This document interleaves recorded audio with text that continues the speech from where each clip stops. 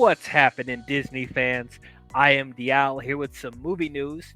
So we have some major movie announcements from D23. We're trying to cover as much of the D23 news as possible, at least the major news.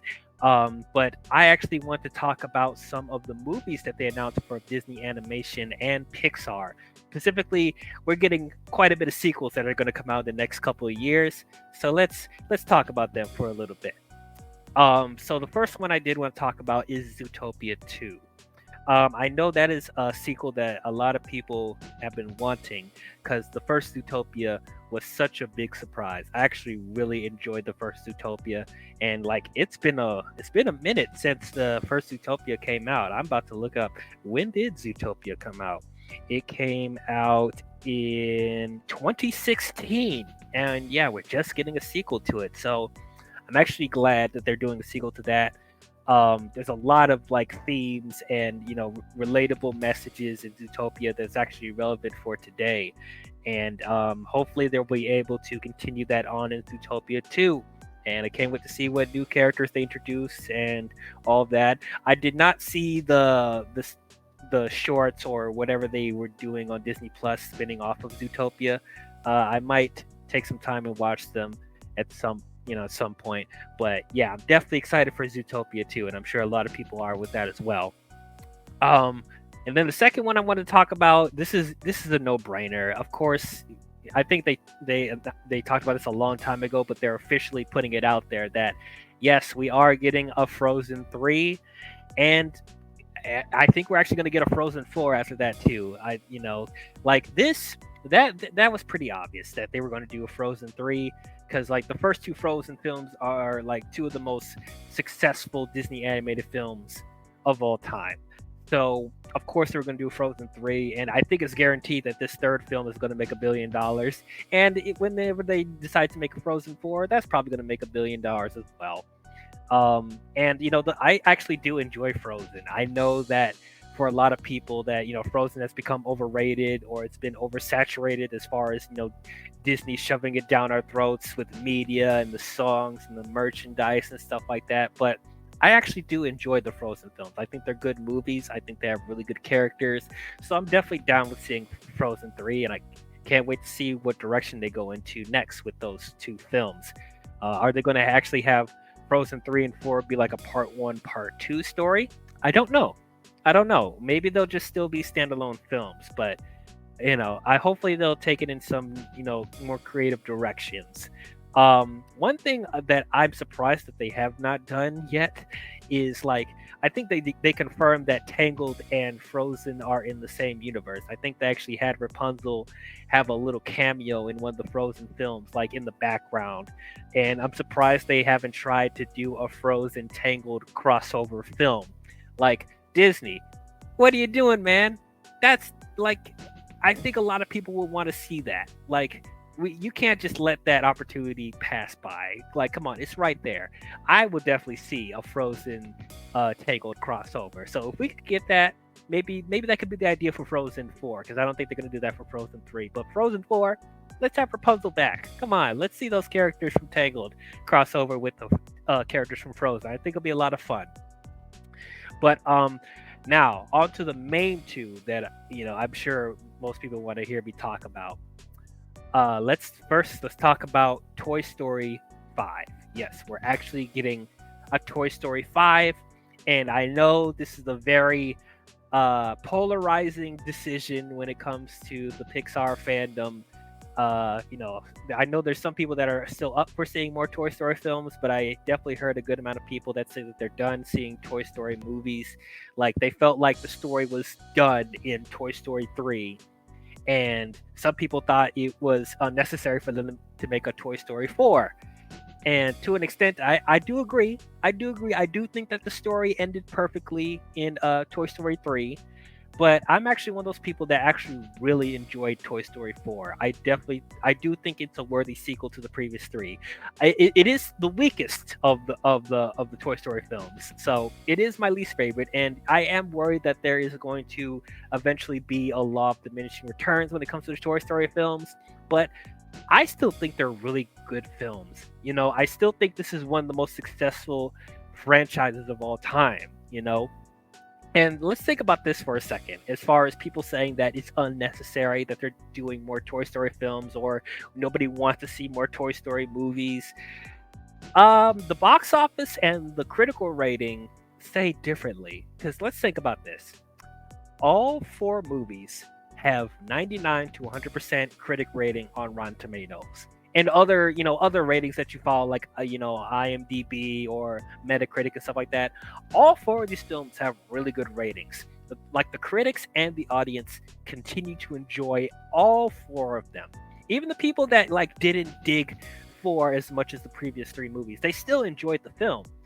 So much so that Toy Story 3 and Toy Story 4, they both made $1 billion.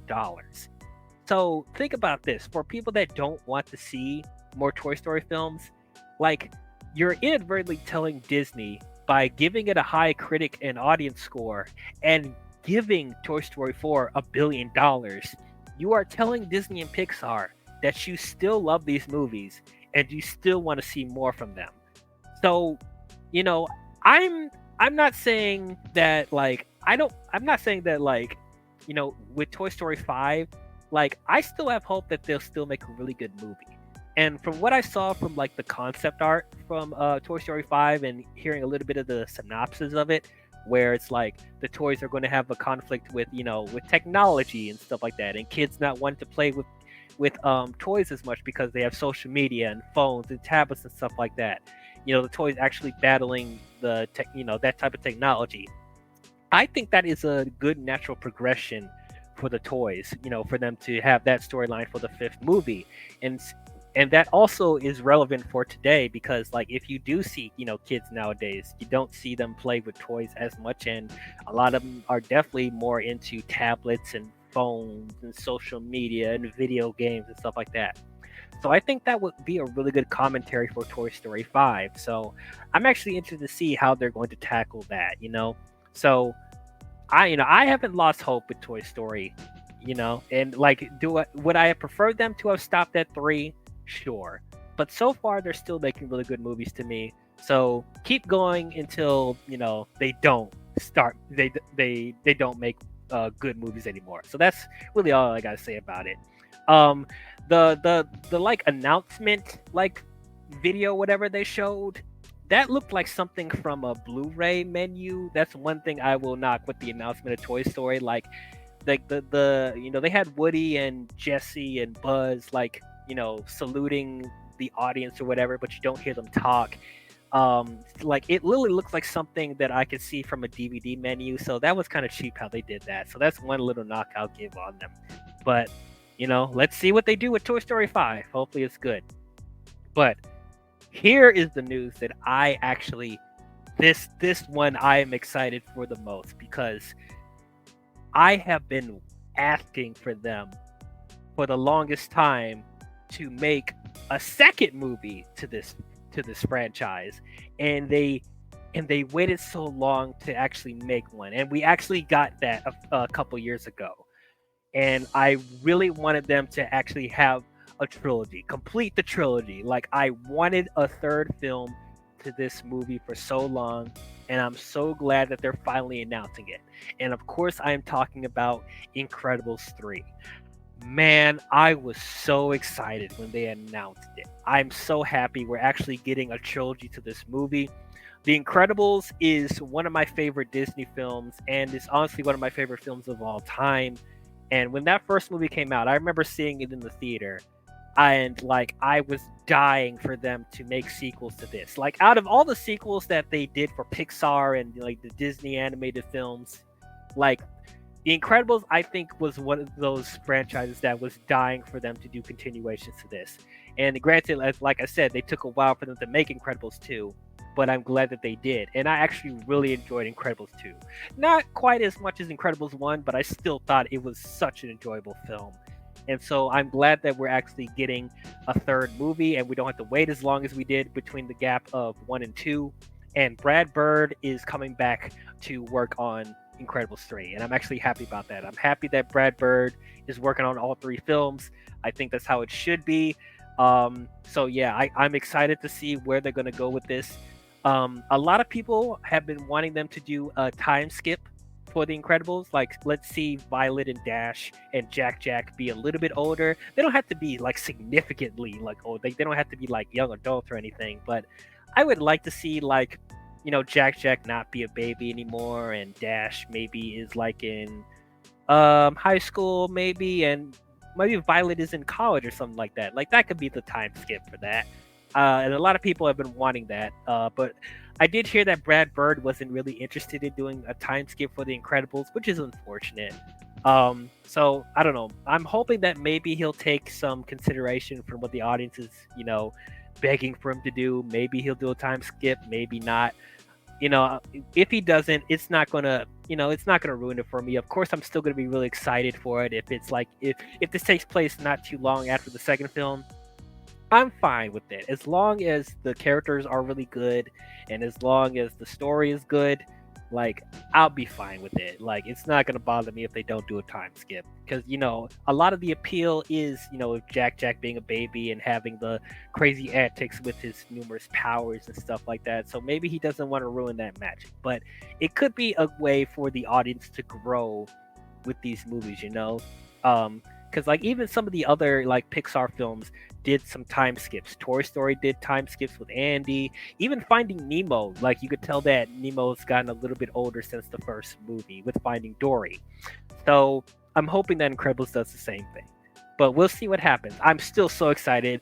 It's gonna be one of my most anticipated films of whatever year it comes out. It's gonna be one of my most anticipated, if not my most anticipated film of when it comes out. So yeah, in general, I'm excited for these movies coming out. I can't wait to see what they do with all four of these movies.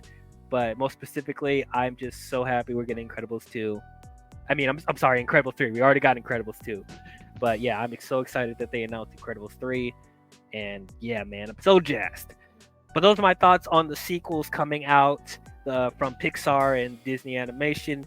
What do you guys think about it? Are you guys excited that they're doing more sequels to these movies? Is there a specific one that you are more excited for than the others? Or do you guys think it's unnecessary for them to do sequels to these movies? Yeah, comment your thoughts down below. Let me know.